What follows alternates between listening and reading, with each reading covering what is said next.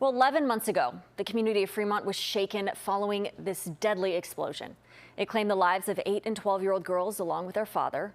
The tragedy caught national attention and is the focus of 2 separate lawsuits, and now demolition is underway. First Alert 6, Philip Katafamo shares how the community is moving on together.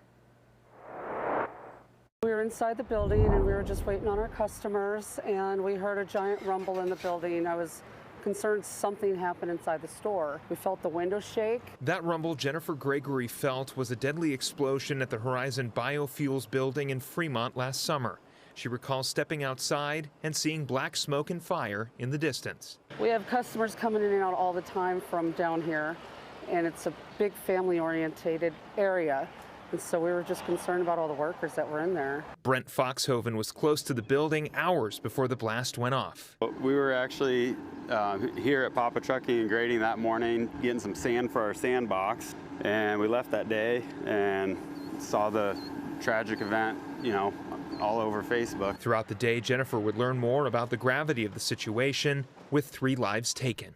The saddest thing we ever heard, I had no idea until after we got a lot of information from customers coming in and out of the building and just trying to get something to drink, something to eat for people that are responding to the fire. At the time, the community came together to lend a hand, like Fremont Nazarene Church, that collected donations from residents, local grocery stores, and restaurants. We try really hard to take care of each other. It's not perfect.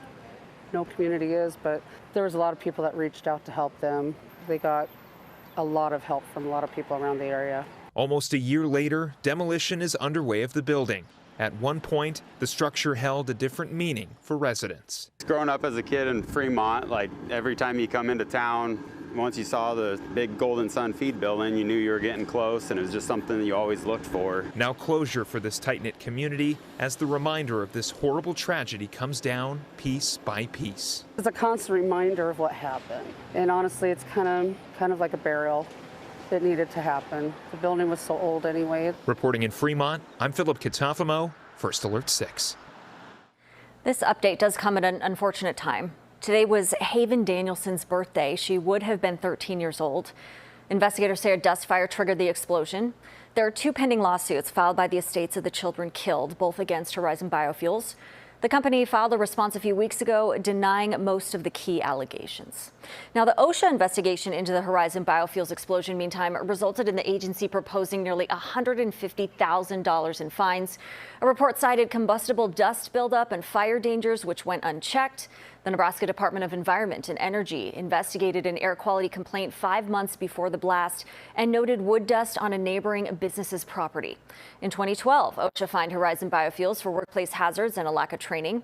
Also noted they needed to make sure the buildup of wood dust was disposed of properly.